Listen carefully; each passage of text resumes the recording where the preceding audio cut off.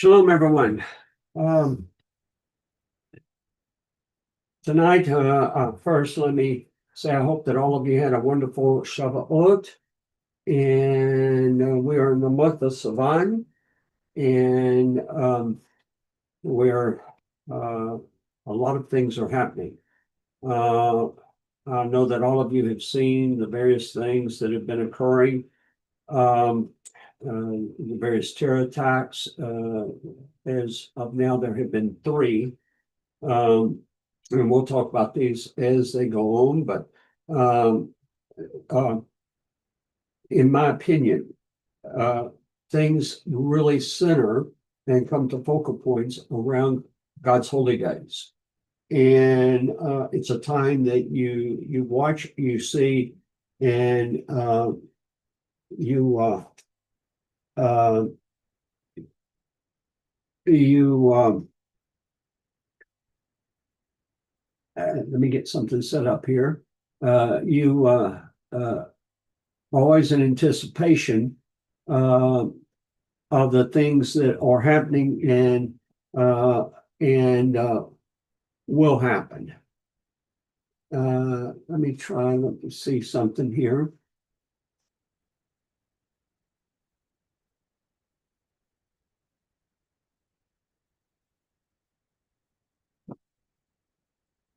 Let me try something.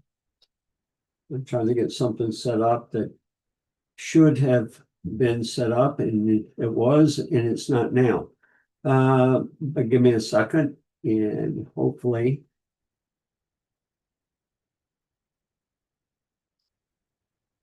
Well, I'm not going to worry about it. Okay. All right. So tonight we're going to go through. Let me give you some updates. And please be praying for Grayson Jeffords. Grayson has had some difficulties. He went into the hospital. He was, I think, there day before yesterday and yesterday. Now he was going in. I said the hospital, but it is he met with the doctors, and then we were changing some of his medication.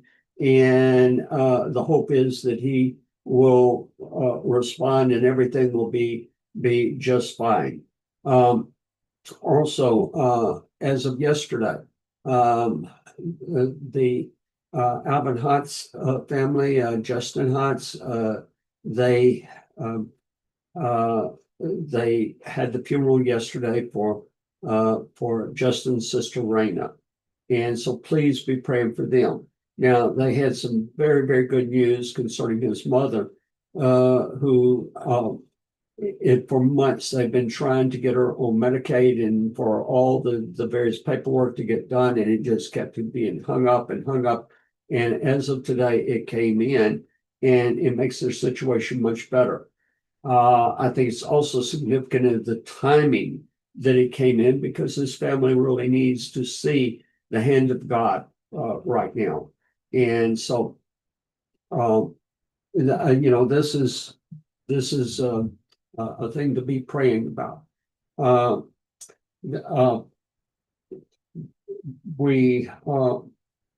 going to have some more prayer requests as we go along, but let's go ahead and move into tonight's teaching.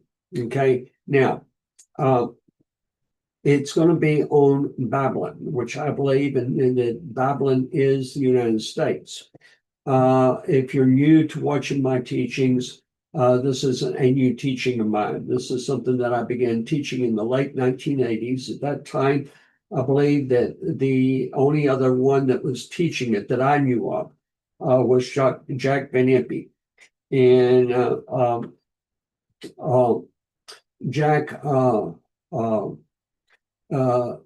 he was teaching and I was teaching. We had an opportunity. We both were on TBN one evening, and we rode together in the car to the studio, he and his wife, and we talked about it. Everybody said, you're crazy. There's no way. But as time has gone on, I've taught it numbers of times. Now, I'm not going to go through the full teaching tonight, but I do want to tell you where that you can find the material that I have previously taught on it. If you're a member of Jerusalem Temple Study. Now, I'm going to tell you how to get specifically to the teachings. I did a series on Jewish eschatology, and there was 116 hours of teaching. And so there were numbers and numbers and numbers, week after week. We progressed through the 7 years. And basically, we started with Babylon being the United States and Babylon being destroyed, or the United States being destroyed. And so there is a tremendous amount in the scripture. We're going to draw primarily from 2 sources tonight. Those 2 sources would be the book of Jeremiah, chapter 50 and 51, the book of Revelation, chapter 18. But there is a tremendous amount in the book of Isaiah, chapters 13 and 14, chapter 21, 22, 23, and 24. And chapter 47, chapter 48, you have a passage in the book of Zechariah, chapter 2. There are passages in the book of Micah. There's just a tremendous amount that we have in the scripture about the fall of Babylon. And over, we have Babylon is fallen. We find it in different parts of the scripture, which highlights it. Now, the teaching that I did in the eschatology series, it lasted several weeks. And so if you are a member of Jerusalem Temple Study, then go to the categories. Click the button for the categories, and it'll drop down and it says which month. We'll choose all teachings, and then go down to where it says which month, and start in September of 2020. Okay, so that'd be 9, and it'd be like 9/6/2020, and then 9/13/2020, and so on and so on. So, but look in the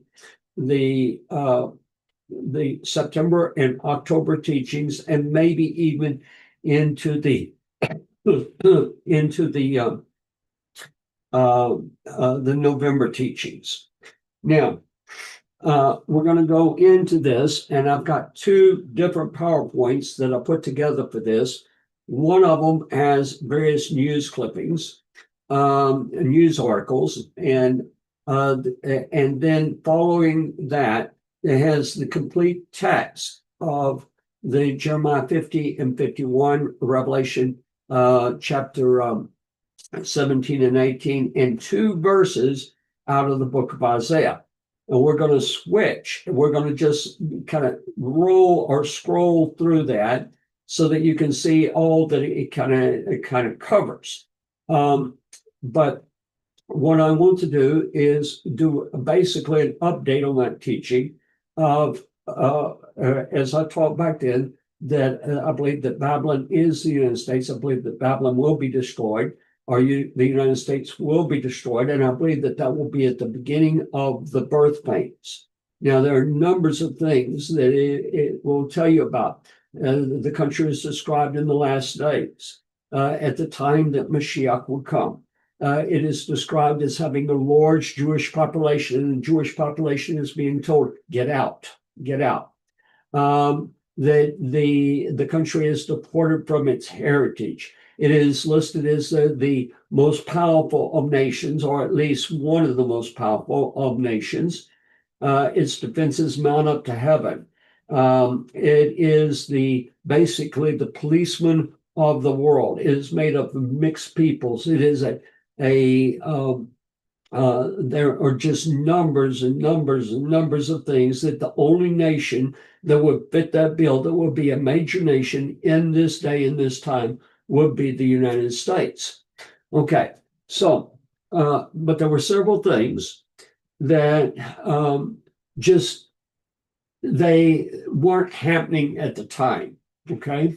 There was anti-Semitism. There's always been anti-Semitism, but what was described was an anti-Semitism that was excessive, an anti-Semitism that Jews were being oppressed, that Jews were actually being slain, that there were numbers of things that were happening, and we weren't seeing those things. We weren't looking forward to those things, but yet the coming of these actions is going to bring another dimension to all of these prophecies on Babylon. Okay.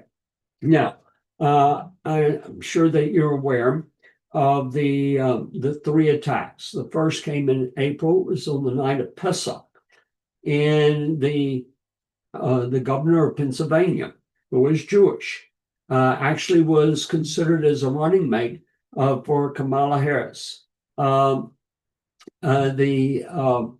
He's a Democrat, and so while I believe that he's a moderate Democrat, nevertheless, he is a very well-known figure.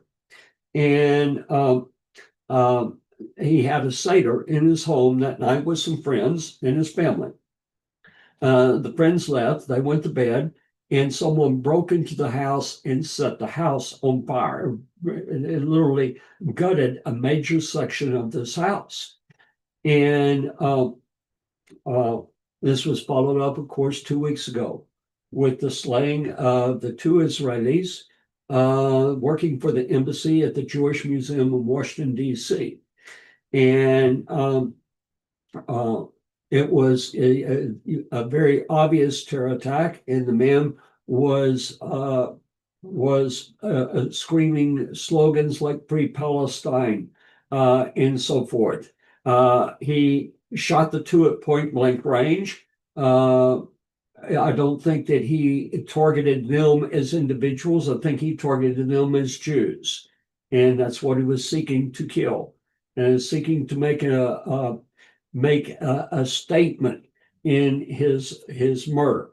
The man was killed, I believe, right away, but the young lady and the two were soon to be engaged. And they were going to Israel the following week, and he was going to propose for a tour, and just a terrible thing. She was still alive, and she was crawling, trying to get away, and he came in, reloaded his pistol, and just pumped a number of bullets directly into her.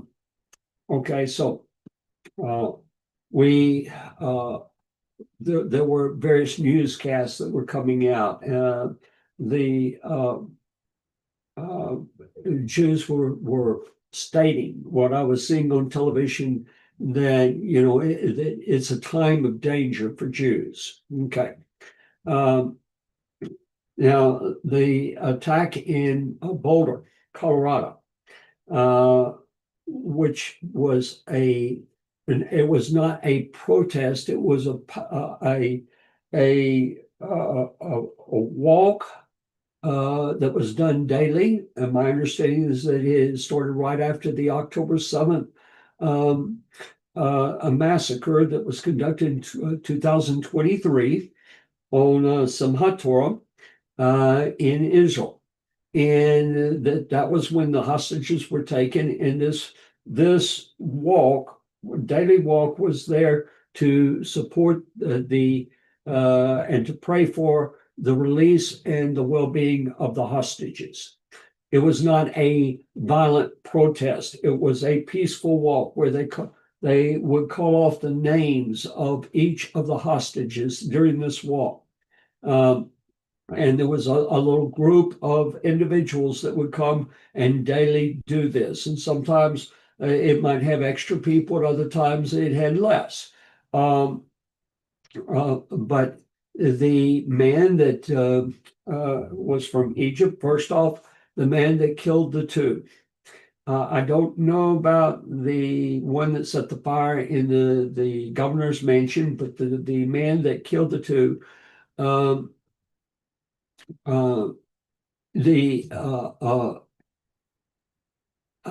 not sure the status, if he was an illegal alien, or if he was just someone that was very, very involved.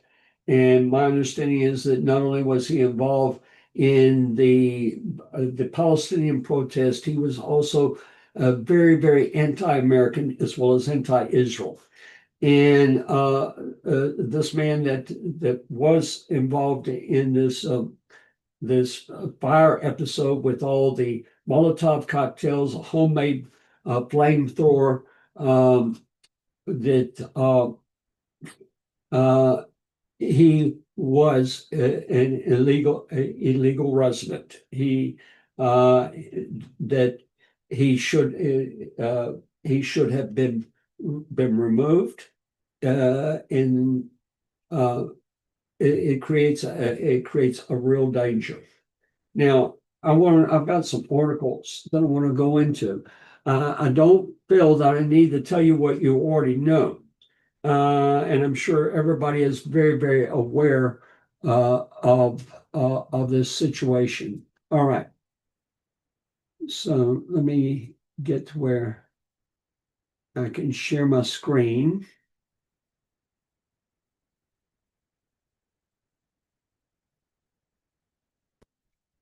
All right.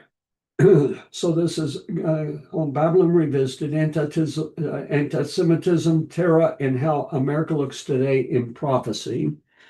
And I've got several articles that I want us to look at first. This is the headlines today. Deal with terrorism, ICE, deportations, trade deals, and anti-Semitism.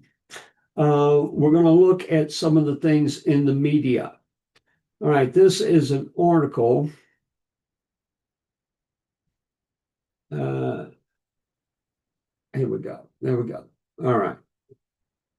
I have all this coming up on several screens. I got to pick the right screen. Okay.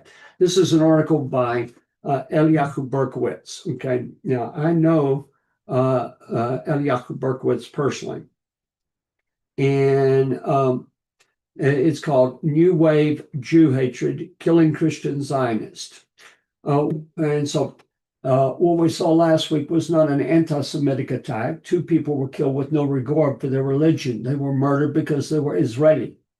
This is the new Jew hatred, and it is not limited exclusively to Jews. To all my wonderful Christian friends, being forewarned that loving Israel does not come without its risk. This time, when the evil forces come to kill God's representatives on earth, they will come for the Jews who have remained faithful and returned to Israel. But they will also come for anyone who stands with Israel. I've seen this on the Temple Mount, but that house will be a house of prayer for all nations, and all the nations will also be the enemy of evil. Yes, the Palestinians hate Jews ascending to the Temple Mount and aspire to build God's house. I have personally witnessed this. The Waqf requires some Christians who visit the Temple Mount to wear demeaning clothes with wide yellow stripes. The Waqf has photos of the staff of Hayovel. This is Tommy Waller's group. Hayovel is one of the greatest groups. They go over and they work the vineyards to help the collecting of the grapes. And they're just a fine organization. Okay. The Waqf has photos of the staff of Hayovel and antagonizes them.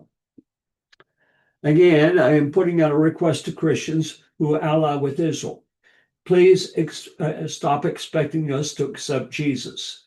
Please accept that we're Jews who have remained faithful to the God of Israel and will not accept Jesus. I know many Christians who have arrived at this through their own faith. I beg of you to teach other Christians. If you come against the Jews now, then it is clearer than ever which side you are on. But it's not enough to just love Israel. You must love us as we are and as we have always been, without a belief in Jesus.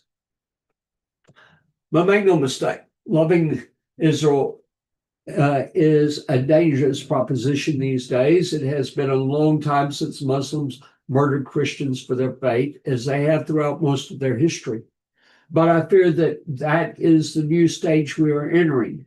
During the Holocaust, some Christians, driven by their faith, protected Jews and stood with them. Many paid the price. the Taylor Force Act, mandating that U.S. funding be withheld from the Palestinian Authority until they suspend funding terrorism, was named for a devout Christian who was murdered by Palestinian terrorists in Israel. The Palestinians oppress Christians, and Bethlehem is in danger of becoming a Muslim extremist haven where no Christian can set foot or pray. While I treasure my Christian friends, I must warn them that we are in an era when standing with Israel is not a whim or altruistic fancy that comes without cost. As the war of Gog and Magog looms, taking the side of Israel comes with a price, but in my humble opinion, taking the other side is a statement God will not ignore. Now, let me stop sharing for a moment.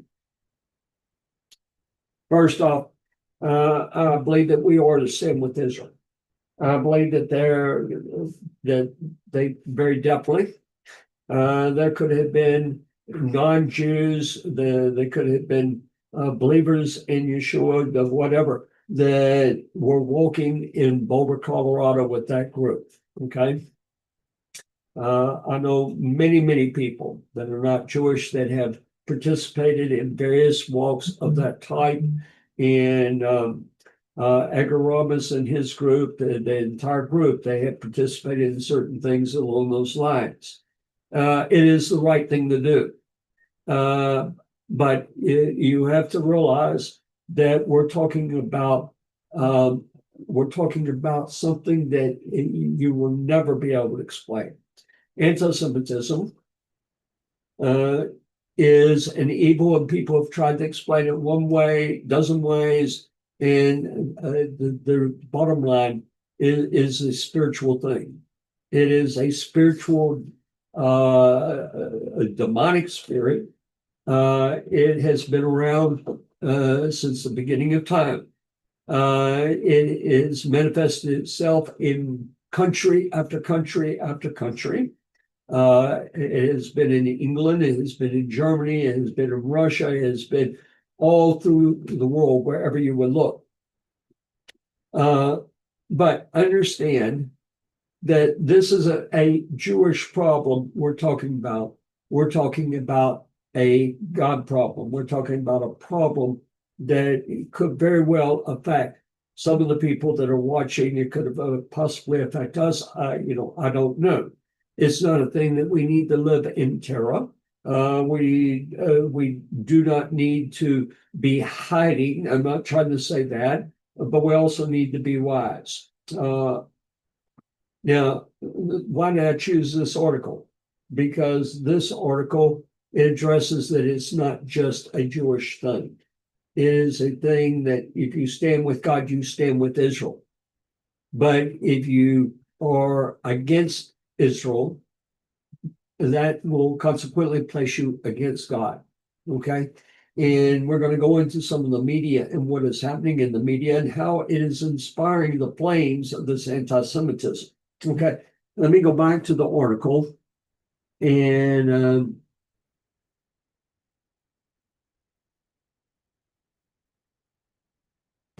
all right. Now, this was another article that was put out by Eliyahu Berkowitz. This is Israel 365. And it was called Watchdog Slams Media for ignoring anti-Jewish motive behind Boulder fire attack. This is the Committee for Accuracy in Middle East Reporting and Analysis, and their abbreviation is CAMERA. And it slammed some reports of the incident. Okay, so this was very revealing to me, but what I'm going to show you in a few moments is even more so. CNN cast doubt on whether the victims were peacefully protesting by putting the word peaceful in quotation marks. Now stop. Think about that. It says that when it says the victims were peacefully protesting, they marked it off with quotation marks, which would tend to mean that maybe they weren't peaceful, and they were. the camera wrote, the BBC omitted the attacker's shouted words and seemed to question whether it was even a targeted attack. By the way, the press secretary for the White House gave the BBC a phone call and called them out on this. CBS's vague headline, attack at Boulder's Pearl Street Mall in Colorado, burned several people, police say, gave no indication that this was a heinous anti-Semitic hate crime. In other words, a group of people got attacked, but we're not going to mention that they were Jews or that they were marching because Hamas had taken all of these hostages and committed all of these various actions that have led to all the things that are happening. Similarly, Reuters buried the identity of the victims and the nature of the crime under a generic headline, man attacks Colorado crowd with firebombs, 8 people injured. Colorado's NPR affiliate went further, erasing the anti-Semitic contacts entirely within the headline. Multiple people burned in attack on Boulder's Pearl Street Mall. This is shocking. This was not a random outburst of violence. The camera CEO Kurt Schwartz, a former Massachusetts Undersecretary for Homeland Security and Undersecretary of Law Enforcement, that some media outlets have downplayed or distorted the story, make the situation even more alarming. When the media buries or sanitizes attacks like this, it contributes to the normalization of anti-Semitism, Schwartz said.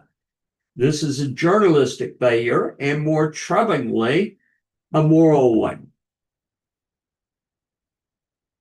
Now, I have a paper. Yes.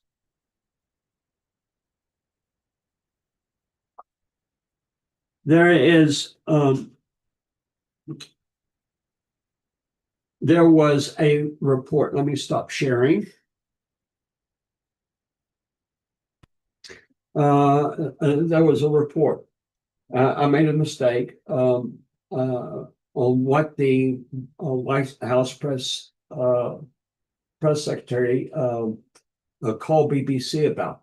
It had to deal with, there was a report, there was a video that was put out that Israel had done a mass attack, slaughtering a number of individuals, Palestinians, in Gaza, that were coming to get the rations. Now, it was disproved that it did not occur, that the video footage, which had been supplied by Hamas, was in actuality, was not even footage of Gaza. It was a footage that was from another location.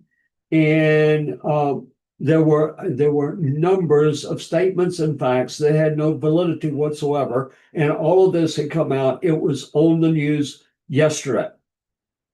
Let me show you something.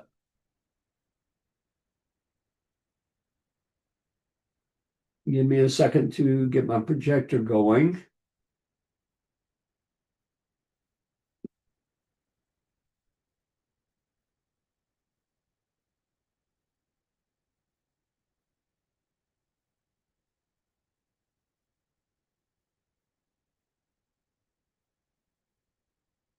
All right. Now,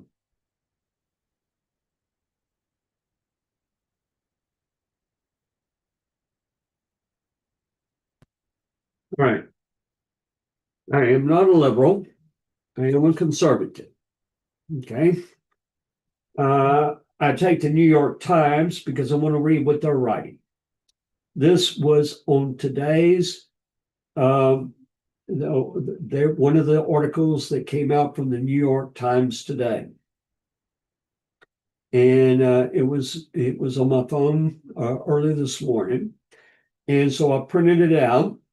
And I'd like to read this because we have a bias that is occurring in how things are reported that's actually fueling the anti-Semitism. It's fueling the hatred for Israel. And they try to skirt around it by leaving certain words out or adding certain words in or inflecting certain things. Okay.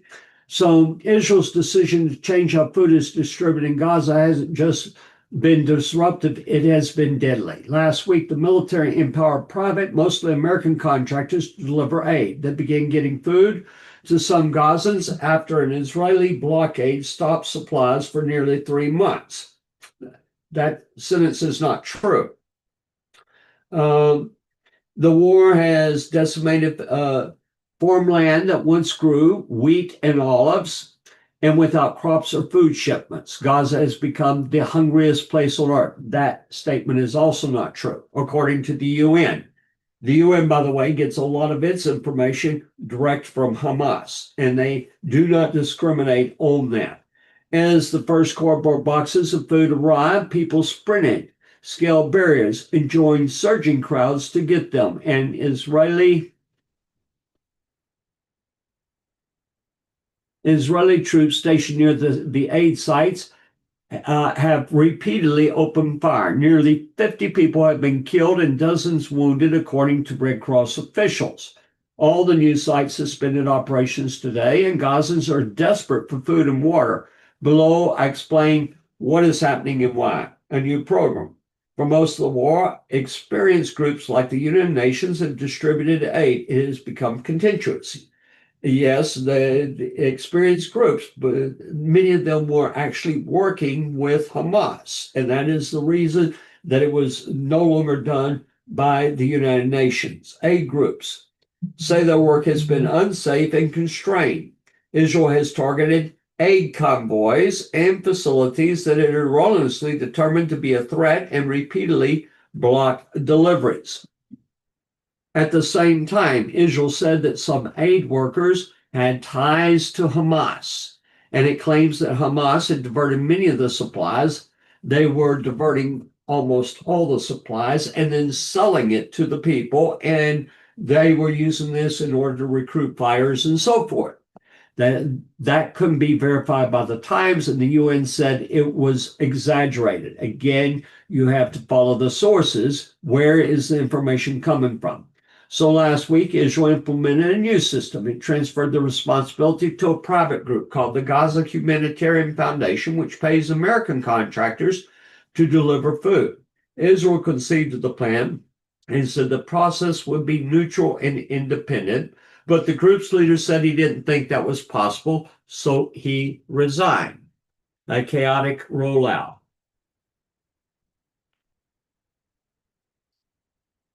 The group began operating last week after Israel listed an 80-day blockade on aid deliveries. The contractors were quickly overwhelmed. Hungry Palestinians have walked for miles and gathered before dawn at the distribution sites. The crowds have panicked and shoved in the dark for a chance to get one of the limited cardboard boxes of food.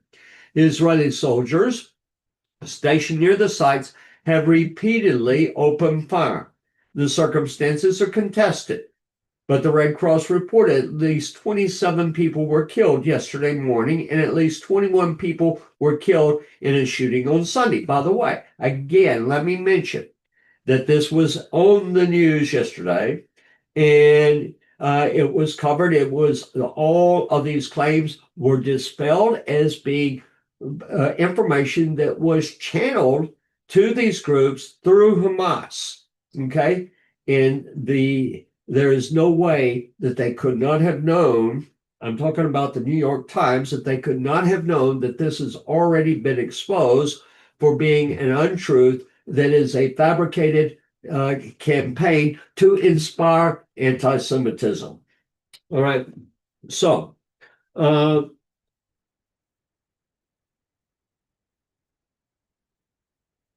so Israel has blocked international correspondents from reporting on the grounds in Gaza, and Hamas restricts what journalists can report on within the territory. Given the conflicting accounts, it's hard to say with certainty how these incidents have unraveled. Patrick Kingsley, the Times Jerusalem bureau chief, told me, Our interviews left us with the impression that those sudden surges have alarmed Israeli soldiers, prompting them to open fire. Abdul Rahman O'Day, 21, said he saw several bodies carted away after the shooting, but was eventually able to get a carton of aid. There's no system of order to receive it, he said. It's survival of the fittest.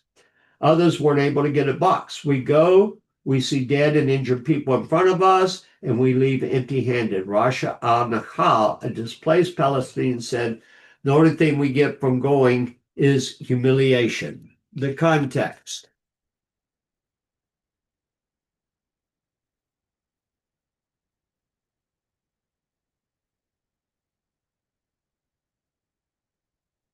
The chaos has several causes: widespread hunger.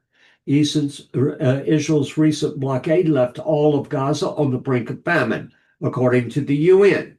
There's enormous desperation and need. My colleague, Aaron Boxerman, a reporter in Jerusalem, said finding enough food and clean water is often a daily struggle for many Gazans. People have dug holes to get unsanitary water and ground animal feed into makeshift flour to survive. These photos show how emaciated many children have become. Scarcity. There are few places to get food.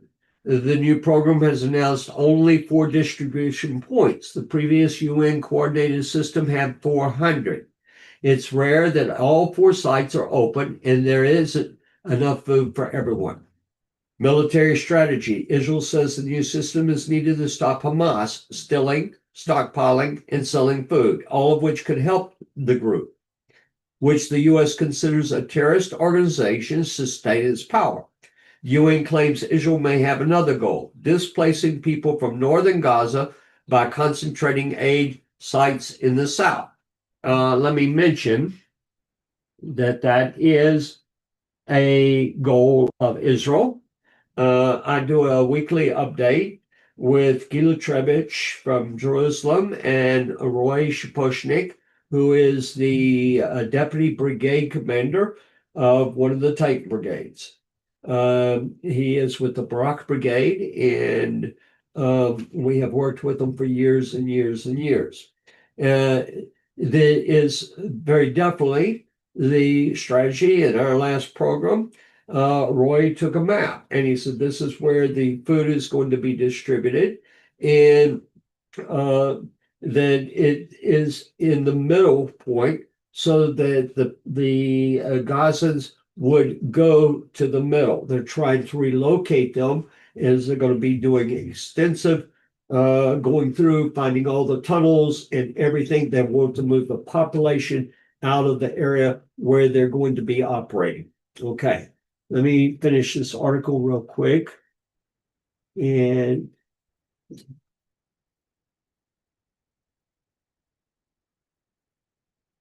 all right. The response: the shootings come at a particularly bad time for Prime Minister Benjamin Netanyahu. Even Israel's allies have condemned its approach to delivering food. Britain, Canada, and France also denounced his plans to expand the war as disproportionate and a great I can't even say that word. The bloodshed heightens international security on Prime Minister Netanyahu at the time when he faces growing foreign demands, including from President Trump, to reach a truce with Hamas. Patrick said, the bigger global outcry, the greater pressure will face to compromise the ceasefire negotiations. For more people were stepping on dead bodies. The video witnesses recounting yesterday's shooting, and again, that is not what was happening. All right. Now, you might have heard that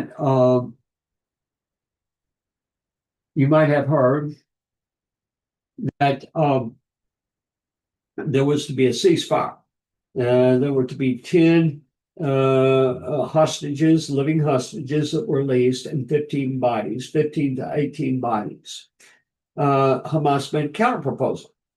Their counterproposal was that Israel 100% pull out of Gaza, that Hamas remains in control, that Israel pull out of Judea, Samaria, that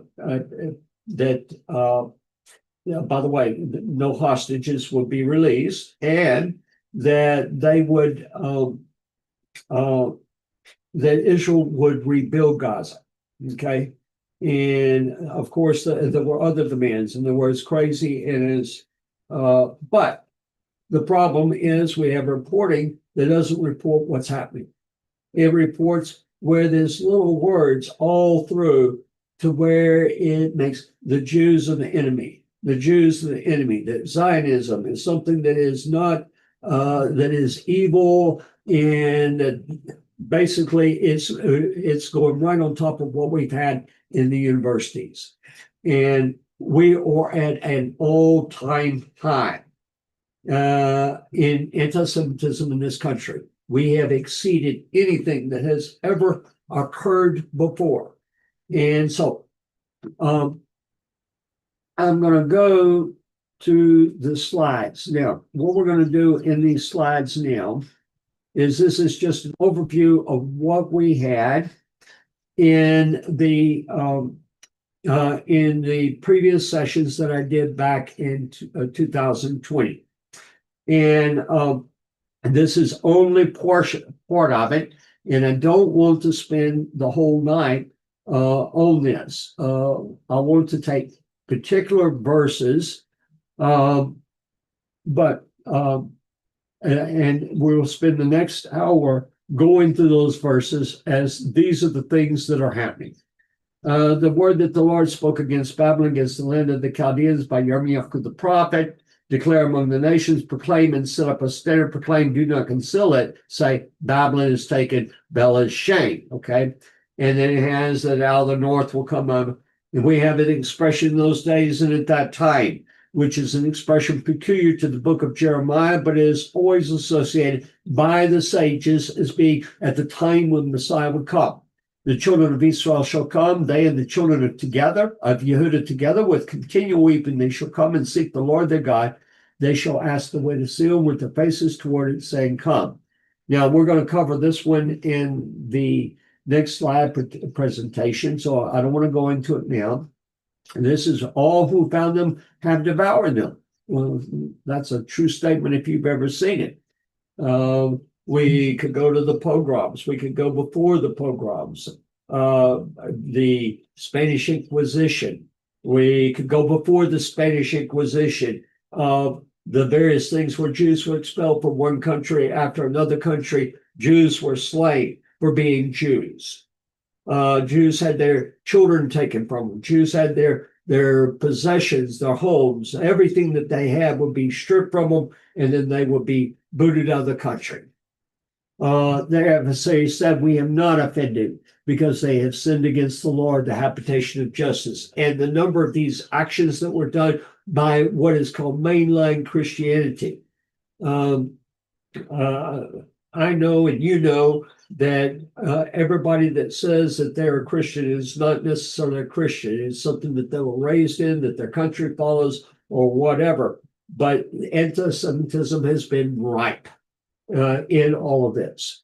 We have the first one here in Jeremiah: move from the midst of Babylon, go out of the land of the Chaldeans. We're going to go forward. Because you were glad, because you rejoice, you destroy some heritage, and it goes on. It's called the least of the nations. Okay, so I don't want, as this is somewhat interesting, go up against the land of Merathaim. It means double rebellion. And I would say we are in very much rebellion. Here we have where it's the hammer of the whole earth. All right, let's go into, we'll finish up shortly.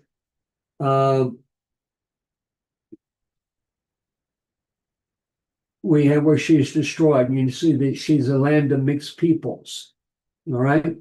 And so as God overthrew Sodom and Gomorrah. All right. the time of the birth pains, okay, which is a key phrase within Jewish context, meaning the time that Messiah would come. All right. So, all right, we're here in chapter 51, and this is where 51 starts. And it's a longer chapter. It's the longest chapter on the destruction of Babylon. And many of these verses, but again, my purpose here, I just want to show you that if you want to have where you can go in and study this for yourself, if you haven't seen it before, then you can go to Jerusalem Temple Study. If you are a member, then a gold member, and you can download all of these teachings, and there are hundreds and hundreds more teachings that you can go into. Okay, so, all right. Now, we have references to the Messiah that are hidden in here. They're going to all be explained in those teachings. Set up a banner in the land, which is a term for the Messiah. Look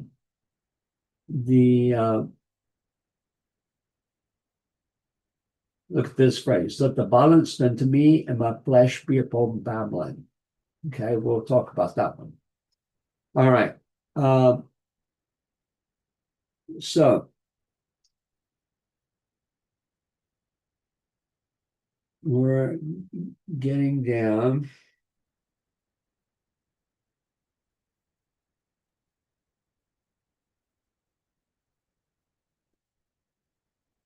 Okay. And we are now in Revelation. Okay. Now I'm going to go real fast. Revelation 17 is very important, but it doesn't have so much what we're dealing on, but 18 does very much. Okay. So you can go through all these, but I'm going to switch to the PowerPoint where we get in. Okay. Give me a second.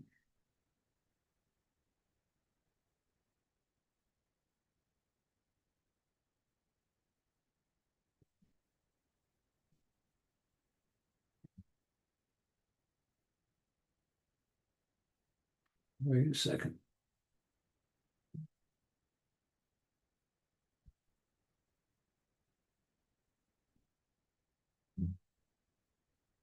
All right. So this will be where we start really the teaching for the night.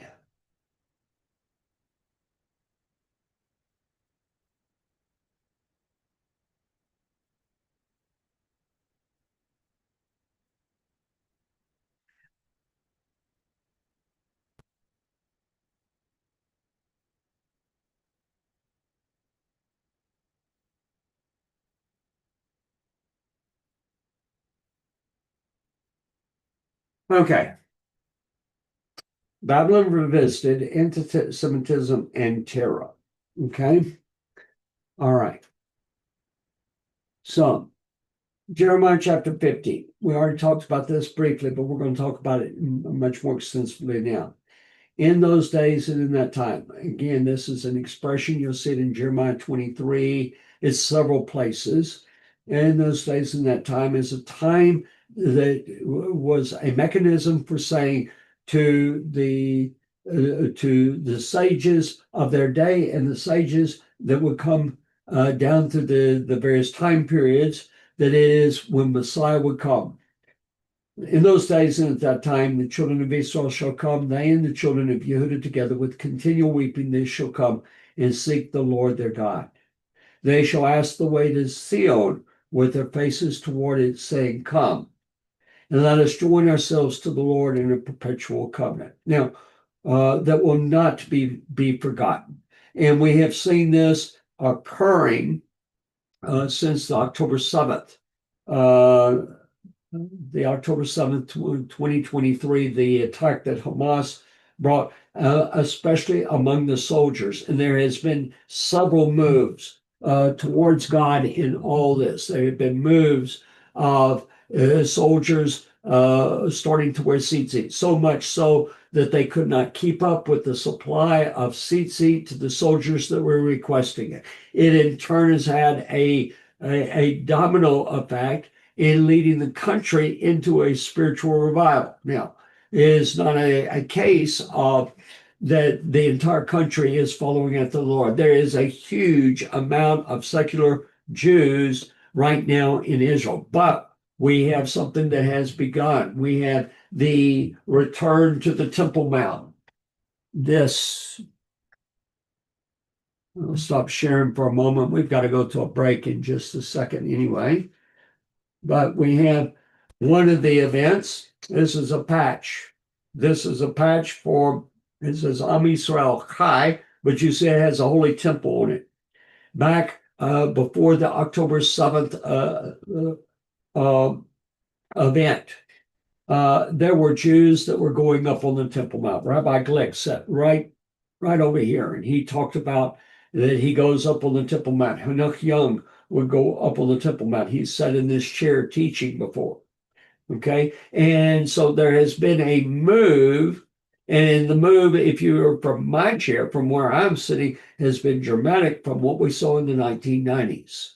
You could go up and see just a handful of Jews that would go up on top of the Temple Mount in a week, and now you have literally thousands that are visiting the Temple Mount, that are openly praying. Just last week, during Shabbat, they had two Kohanim dressed in the priestly garments with the Shtei Halekim, that they were able to lift it. They got moved away. But things are changing. There is a move of God that is taking place. We are at the beginning of it.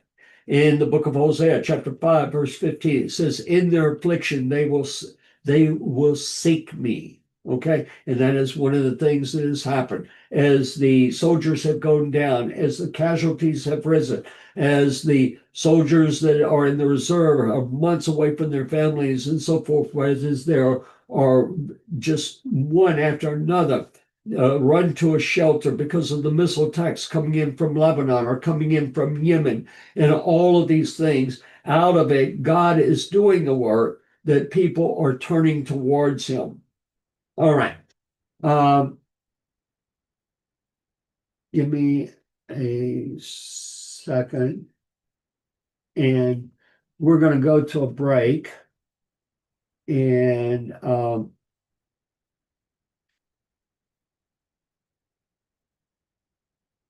we'll be back in just a few minutes.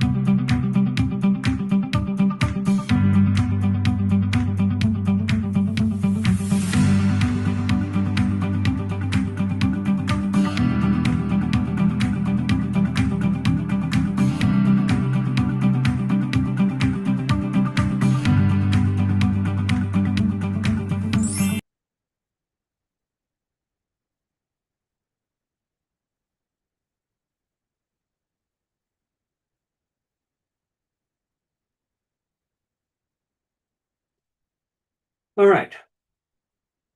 I want to mention once again, please be praying for the Justin Hott's family. As they had Justin's sister, and um, uh, she passed away last week and was buried yesterday. So please be praying for them. Be praying for Grayson Jeffords. He's not in danger, but he's been having quite a bit of pain. And so they're trying to get that worked out. Pray that they get the right medication, they get everything, and that his body can be healing from the surgery that he had. Also be praying for Brad Gaskill. Um, and um, the there's a lot of people that Tom Eltrich right now has shingles, and he has it on his face and it's in his eye. Okay, and so be praying for him. We talked to him yesterday evening, and he and his wife live up in Iowa, and um,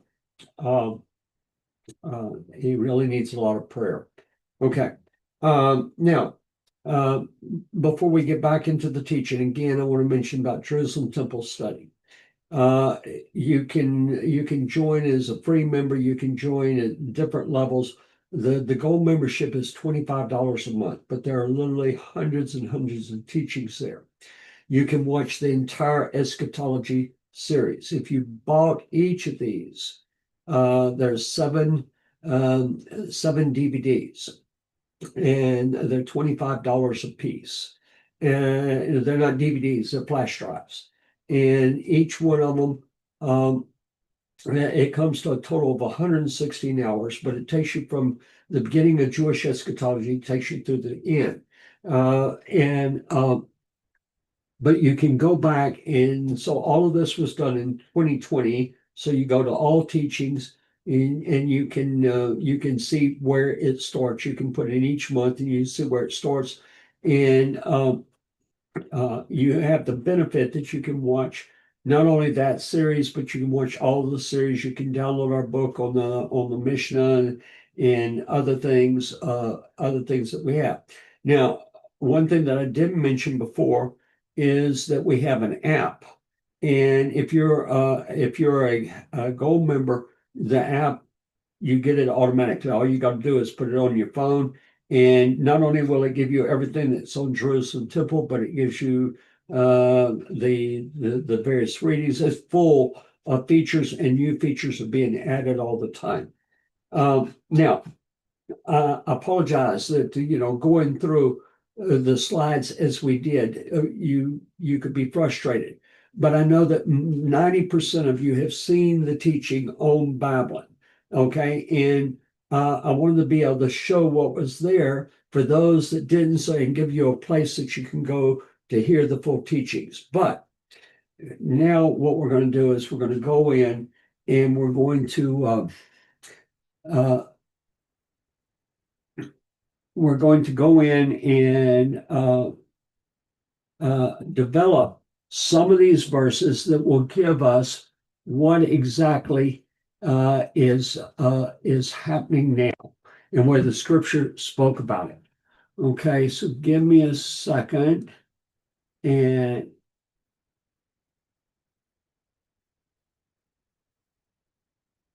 okay, so this is the passage that we left off. And it says, they shall ask the way to Sion with their faces toward it, saying, come and let us join ourselves to the Lord in a perpetual covenant that will not be forgotten. Now, this is the first place that we see the Jews of the United States actually a verse that's indicating they're going home. There is a call. We pray in the Amidah every day for the ingathering of the exiles. It says, my people have been lost sheep. Their shepherds have led them astray. They have turned them away on the mountains. They have gone from mountain to hill. They have forgotten their resting place. All who found them have devoured them and said, we are not offended because they have sinned against the Lord, the habitation of justice, the Lord, the hope of their fathers. And so the whole thing, what was called the blood libel, the justification for the pogroms, the justification that was used in the Holocaust, and the justification that was used in the Spanish Inquisition. It is resurfacing. It is coming back, and the whole thing of this anti-Semitism is being fed by the news media. Now, Fox News, News Nation.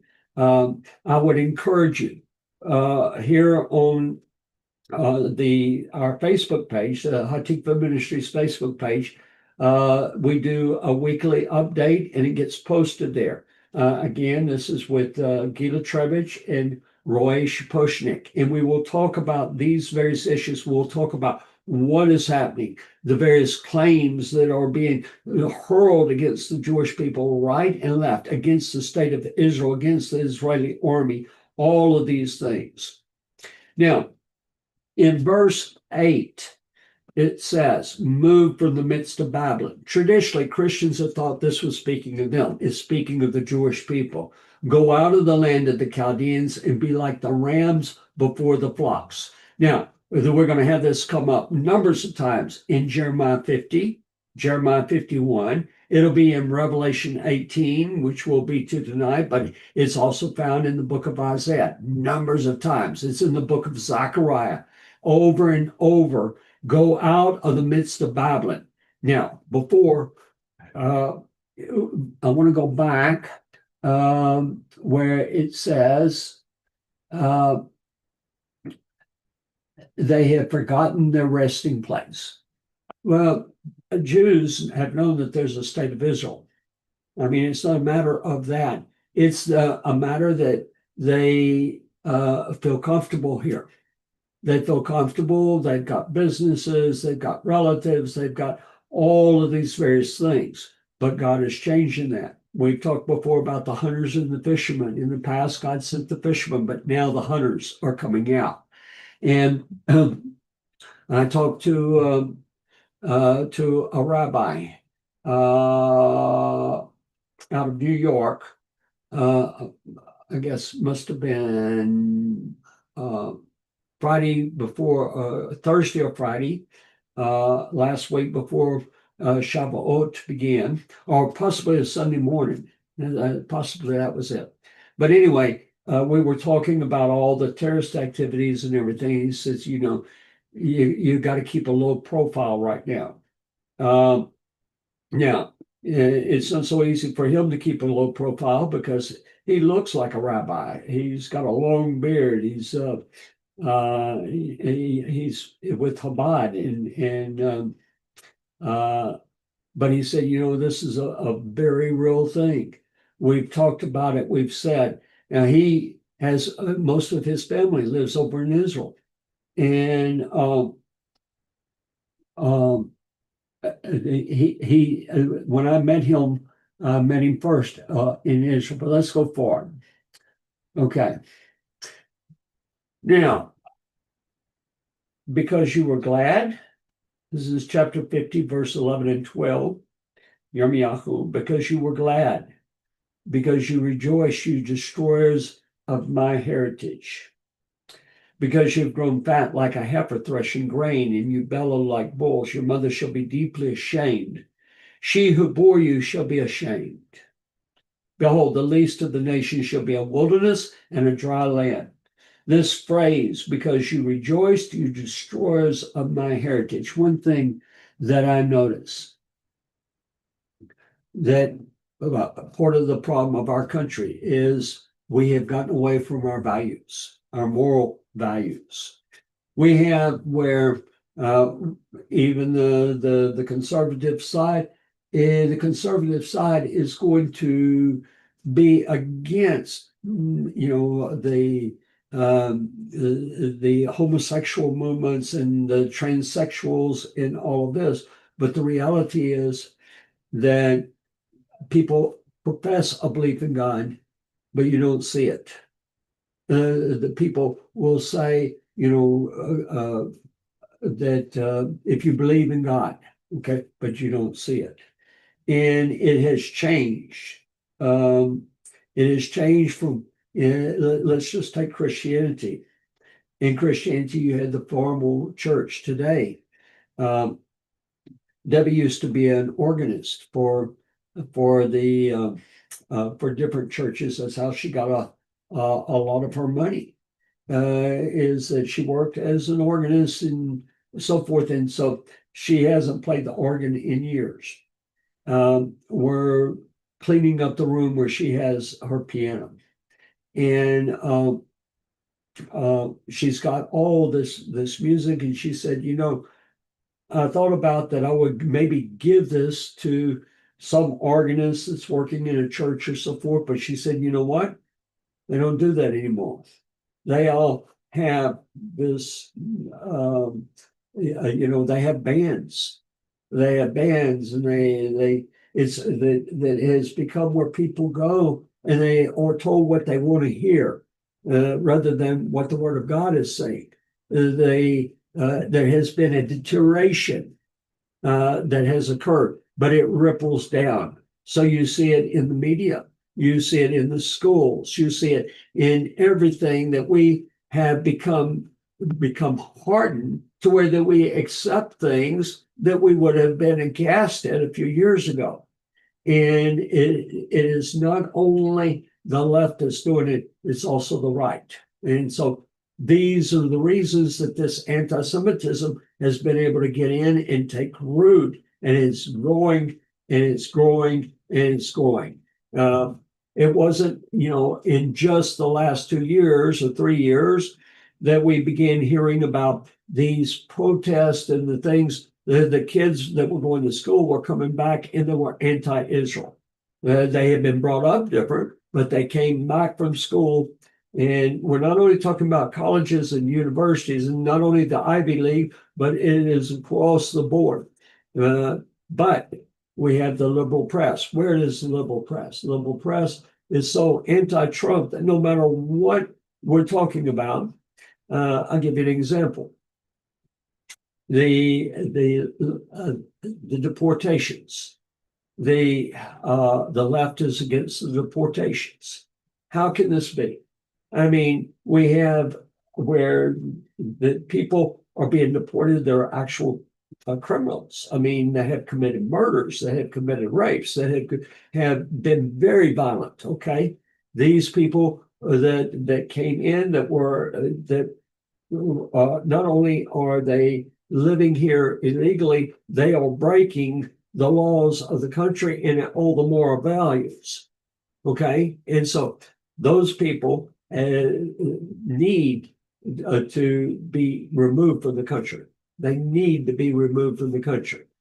Okay, but the left, and another article that was in the New York Times had about the Dutch government fell. And the Dutch government was a coalition government. And so it had several small parties that made up a majority that allowed the government to be. The party that was in control had said that they were going to do something about immigration because the Muslims are coming in and they're taking over. And they're instituting Sharia law. They're doing all these various things. And Europe's a mess. Well, the New York Times did not one time. One of the parties withdrew because they felt that the party that was in charge, that had the government, that they weren't fulfilling their promises on cracking down on immigration. And so but the article not once used the word immigration, it used the word migration. Okay, why? Because their platform is we're against immigration because the right is doing immigration, and we're against ICE, we're against anything, we're against the borders. They don't address the borders. We've got where Tom Homan, he said on Fox News last night that at least it was a clip I saw that there are possibly 2 million individuals that they don't know where they are, and that many of those will be terrorist cells, like are starting to pop up right now. Okay, so when it says here, let me go back to the slides.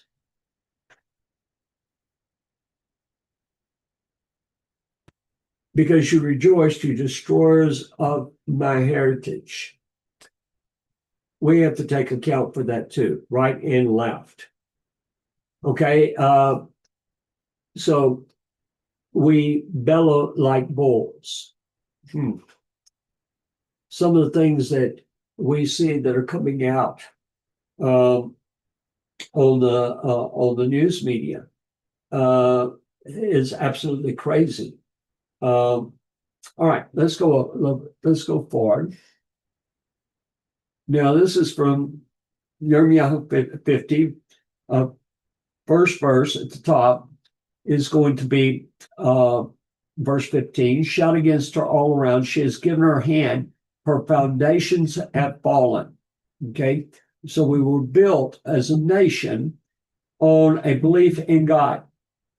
We were built as a nation on a belief in the scriptures. All of that is put to the side. If you profess that you are one that believes in Hashem, you're going to be seen as one that is uneducated, one that is not to be taken seriously. Her foundations have fallen, her walls are thrown down, for it is the vengeance of the Lord, take vengeance on her as she has done, so do to her. Now, verse 19 to 20 of the next three verses, but I'll bring back Israel to his home. Again, we have the return. And he shall feed on Carmel and Bashan. Bashan is the Golan Heights. His soul shall be satisfied on Mount Ephraim and Gilead. Oh, Mount Ephraim, that's in Judea, Samaria. So Hashem is saying, not only to what we recognize as the formal Israel, the 1967 and before barriers or borders, God recognizes all of the country in those days and at that time. Here we have that phrase once again, says the Lord, the iniquity of Israel shall be salt, but there shall be none. And the sins of Yehudah, but they shall not be found. For I will pardon those whom I preserve. Go up against the land of Merathaim. As I mentioned before, this means double rebellion. And against the inhabitants of Pekod, waste and utterly destroy them, says the Lord, and do according to all that I commanded you. Now, I think this one's very interesting, and I think it relates to the present administration, how the hammer of the whole earth has been cut apart and broken. When Biden was president, our military was, they couldn't get people to enlist. We had the situation in Afghanistan and how that turned out. We had the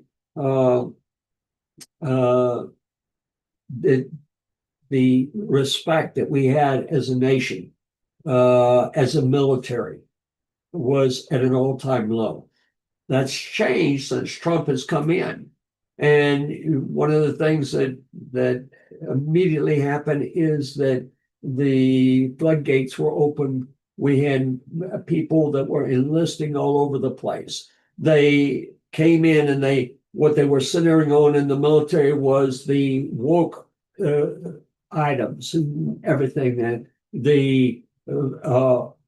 instead of being trained of how to use their equipment, how to preserve their lives, how to be able to plan and commit an operation, they were being taught how to talk to transgenders, how to these various rules and so forth. And that's changed.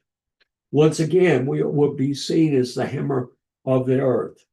How Babylon has become a desolation among the nations. I have laid a snare for you. You have indeed been trapped, O Babylon, and you were not aware. You have been bound and also caught because you have contended against the Lord. And again, this is something that I believe that we have going on constantly. Jeremiah 50.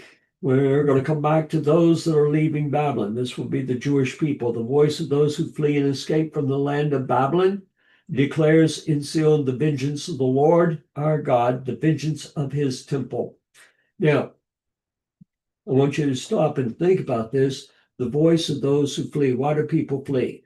It is not saying the voice of people who are leaving, but the voice of those who flee. They're fleeing because of danger. And escape, again, it implies danger for the Jewish people. Thus says the Lord of hosts, the children of Israel were oppressed, along with the children of Yehudah. All who took them captive have held them fast. Now, I've always traditionally read this as basically like concentration camps in this country, but I'm not so sure that that's correct. This could be a direct reference to what is going on in Gaza. It could be a direct reference to the hostage situation. All who took them captive have held them fast. They have refused to let them go. Stop and think about it. Their Redeemer is strong. The Lord of hosts is his name. He will thoroughly plead their case, that he may give rest to the land and disquiet the inhabitants of Babylon.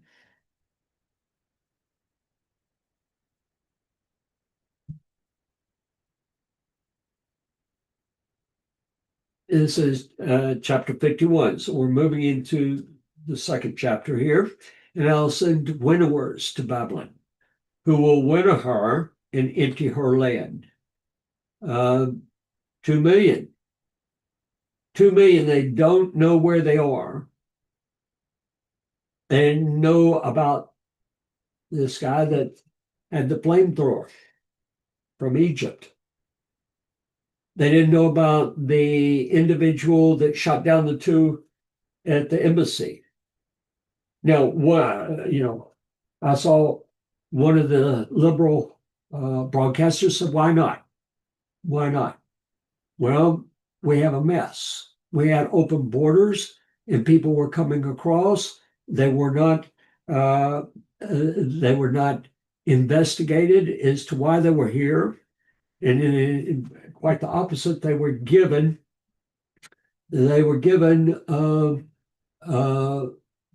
places to stay, nice places. They were given money to spend. They were given a time to appear before court, and look at how many didn't appear. I believe that these people, many of them were sent in, not all of them, okay? But many of them were sent in to be in this country to do exactly what we're seeing happen right now. I don't believe that the demonstrations and the marches and all of these things just happened to spring forth. I think that they were planned, that they were organized, that they were fed constantly, that there had been a foundation that had been being laid for literally decades in order to bring us to a point that the American values, the American morals, the belief in God would be so deteriorated, and that all of these things would come together at this time. For Israel is not forsaken, nor Yehudah by his God, the Lord of hosts, though their land was filled with sin against the Holy One of Israel. Flee from the midst of Babylon. This is about the 5th time already. And everyone save his life. Do not be cut off in her iniquity, for this is the time of the Lord's vengeance. He shall recompense her. Babylon was a golden cup in the Lord's hand that made all the earth drunk. The nations drank her wine. Therefore, the nations are deranged, and we have exported the wrong items. Babylon has suddenly fallen and been destroyed. Well for her. Take balm for her pain. Perhaps she may be healed. Now, this next verse, I've had dozens of discussions about this verse in the last 2 years. We would have healed Babylon, but she is not healed. I want to stop.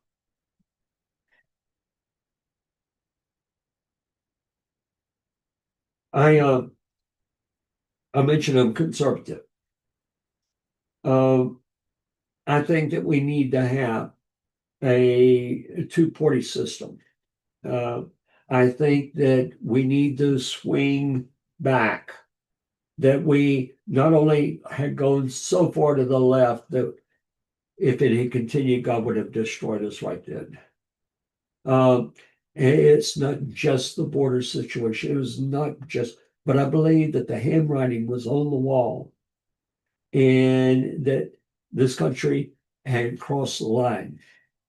Right now, we see things that are happening, but it's being fought every bit of the way. Look at all the court cases. Look at the judges that are involved in hiding individuals, that taking the judge that took an illegal that was in court with the wife that he had beaten and all of these things, and right there, and I showed up, and she personally escorts him out of the building or gets him out of the building. We have this complicity that is working against us, and the deportations are being fought. The every aspect. We have the FBI, everything the FBI does, everything that the Homeland Security does, everything, because it's been revamped, because things are being revamped, because they needed to be. We had a government that we didn't trust, and if you were in the government and you were on the government on a conservative side, you didn't trust them either. And so we had to have a major shakedown. We would have healed Babylon, but she would not. And I'm afraid that that's where we are. I pray that I'm wrong. I pray that God will bring this country back together and give us more time. But I don't think it's happening.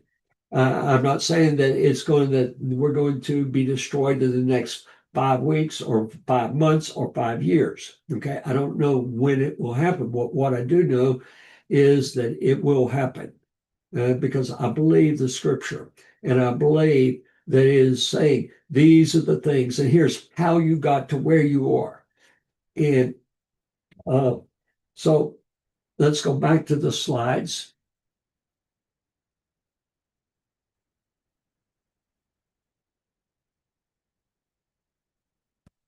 All right, we would have held Babylon, but she is not healed. Forsake her.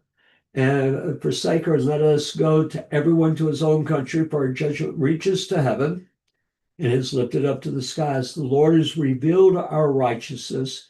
Come and let us declare and seal the work of the Lord our God. And you see over and over that it has about the people returning to the land.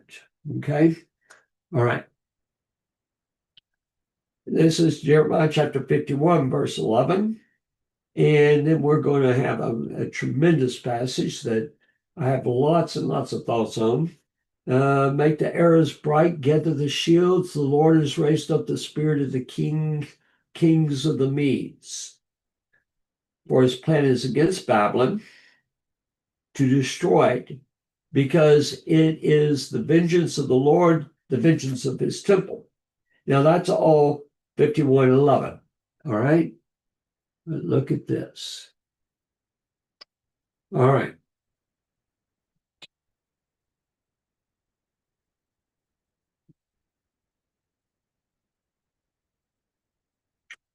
And I'll show a book in a few moments. All right. This is from the book of Isaiah. A distressing vision is declared to me. The treacherous dealer deals treacherously, and the plunderer plunders. Go up, Olam, besiege, O Media. All its sign have made to cease. Now, Elam and Media is basically were allied with the Persians, and so the Persian Empire was basically made up of Persia, Elam, and Media. And then it spread out from there. And so the treacherous dealer, one of the things that made me nervous is that on Trump, that you hear he's the dealer, and you hear this over and over and over and again. And so I support Trump, okay, but I watch him, and I'm nervous with him. I'm nervous that is he going to continue? You know, he's somewhat unpredictable. But I did some searching on this, and I'm going to show this book. I use this book on let's see. I use this book or the same author on the Amidah, and I'm wanting to get back to teaching the Amidah. Okay, and so he's got this tremendous book called Rob Schwab on prayer, but this is Rob Schwab on Yeshayahu. Okay, so I want to go to Isaiah 21 in here. And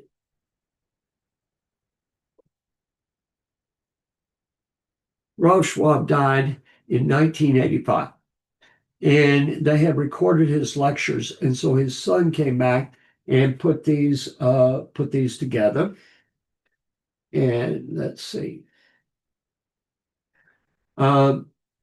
So 21:2. All right. Now, I'm going to drop back a little bit over here because Isaiah 13, I want to show you something here. In Isaiah 13,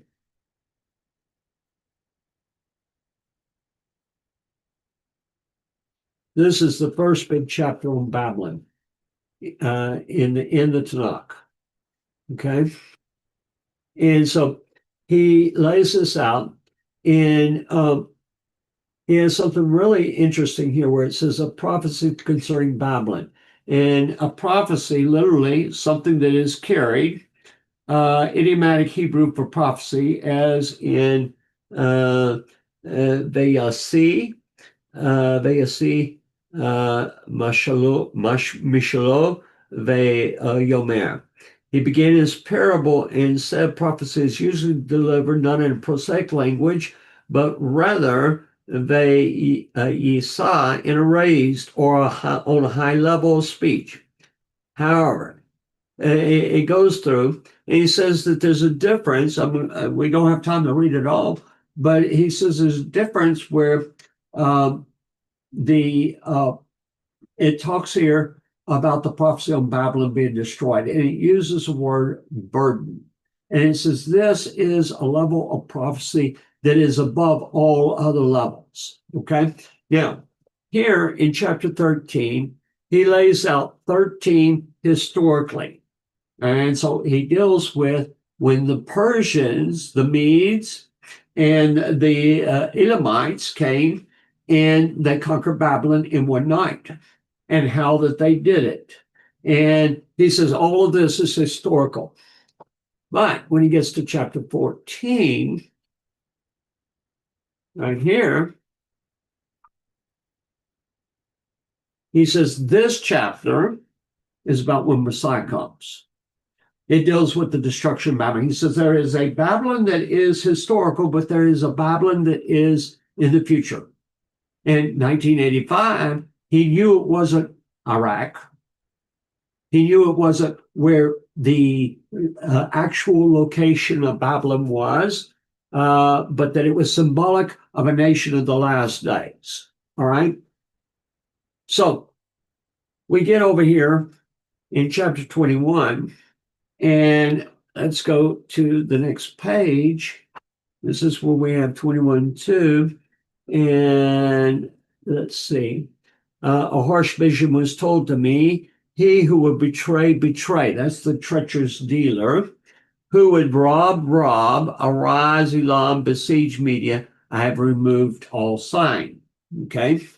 And so what he goes into, I was reading in this yesterday, and what he goes into is that the Persians had this history of not following through with their promises. Okay. So, yeah, let me see if I can find the verse here in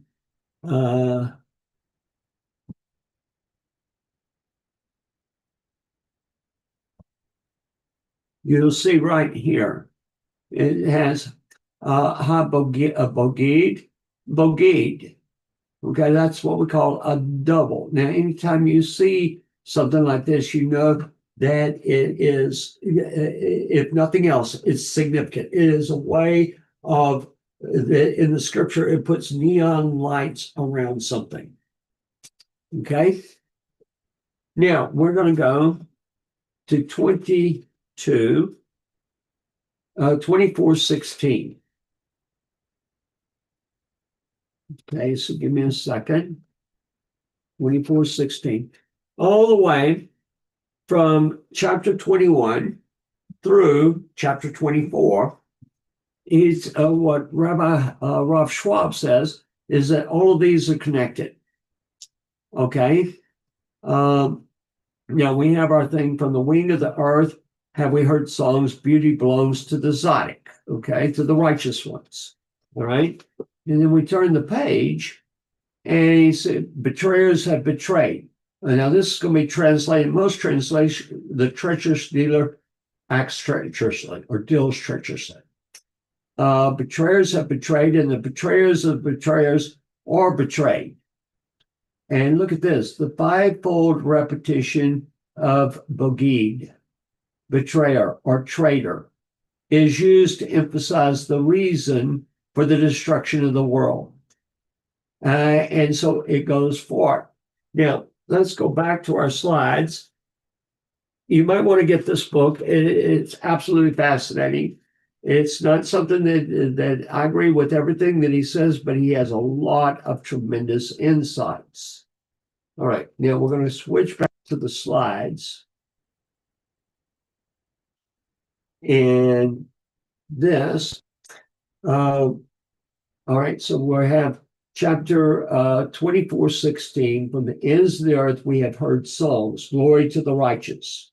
But I said, I am ruined, woe to me. The treacherous dealers have dealt treacherously. Indeed, the treacherous dealers have dealt very treacherously. And here we have it in Hebrew, right below here, okay? Now I want you to go to this part. You might notice it's in bold type. And so I transliterated it for you. And we're going to have 1, 2, 3, 4, 5 times that all come from this one word, bagid. Bogdim, bagdu, uvigad, bogdim, bagadu. So you would basically read this, the treacherous dealers have dealt treacherously. The treacherous dealers have dealt treacherously. Okay? If I've ever seen a verse that has everything put together. Now, right now, we have that Trump is negotiating. Of course, he went to the Middle East. He went to Saudi Arabia. He went to Qatar. He went to the Arab Emirates. I thought it was tremendous. He went to even Syria. I thought it was tremendous. I have very high hopes. And he was asking people to come into the Abraham Accords. Okay. And I felt good about that. He tried to negotiate with Russia and the Ukraine. And we had major events that occurred when the Ukraine did this drone attack, and it had massive destruction. It did to Russian military bases, deep in Russia. And Russia knows that the Ukrainians didn't have the pinpoint information that that was supplied by NATO or the United States. And so we have a lot that's going on behind the scenes. We have where the dealing with Hamas, and it's true right now. Trump has been saying to Israel, slow down on Gaza, and you need to make a peace deal. The people of the Hamas, they don't want a peace deal. They don't want anything except the total disappearance of the Jewish people. And so I'm sure we'll be talking about this in tomorrow's update. So you can watch it on our Facebook page, or the ministry Facebook page. It'll be up probably later tomorrow. But I know that they'll make comments on all that's going on here and give some insight. But the one of the things that I got from Rav Schwab is that the Persia is the one that seems to be the treacherous dealer. I was worried that it might be Trump, but I'm more and more agreeing with him. Now, a friend of mine sent this to me. And let me see if I can. All right. I just have to read it here. All right. This comes from the United Nations. The International Atomic Energy Agency, the IAEA, has concluded that Iran carried out nuclear activities using undeclared material at 3 previously unreported sites: Labasan, Xi'an, Varmin, and Turkzabad. According to a confidential report circulated to member states on Saturday. The agency said Iran reportedly failed to provide credible answers and had sanitized locations under scrutiny. It also found evidence that Iran retained unknown nuclear material or contaminated equipment at Turkzabad as recently as 2018. IAEA Chief Rafael Grossi reiterated his urgent call for Iran to fully cooperate, citing lingering concerns over past activities and public statements by former Iranian officials referencing nuclear weapons capabilities. However, the report noted that the agency has no credible indications of an ongoing undeclared structured nuclear weapons program in Iran. Separately, Iran's overall stockpile of enriched uranium rose to 9,247.6 kilograms, with quantities of uranium enriched to 60%, now exceeding 400 kilograms, well above the threshold the IAEA defines as enough for one nuclear weapon if fully enriched. According to the International Atomic Energy Agency, IAEA, Iran now has enough enriched uranium which can quickly be increased to weapon grade for the cores of roughly 10 nuclear warheads. With it, believe that Iran also currently or will soon possess the ability to deliver such warheads, potentially as far as Europe. Okay? So here is my take. It makes me nervous, the negotiation with Iran. I also feel that Israel is in a precarious situation. They're either going to have to act themselves, which will further inflame the world against them. They'll be blamed no matter which way they go. They're going to be blamed. You know what's going to happen. The United States, I think, could be being set up. I believe that Russia, who very definitely could initiate an attack on the United States and has very definitely the capability to do it. I believe that they are Gog and Magog. And I believe that there's a passage in Ezekiel 38 that says that they will make an evil plan. Okay. All of these things to me are fitting together. Okay. All right. I'm going to run out of time, so I want to get further.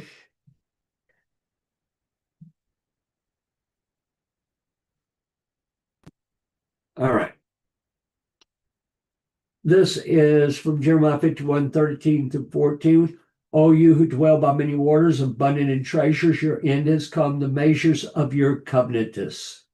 The Lord of hosts has sworn by himself, surely I'll fill you with men, oh, our borders, as with locusts, and the locusts come to destroy, and they shall lift up a shout against you. We've been hearing over and over, free Palestine, followed by Molotov cocktails.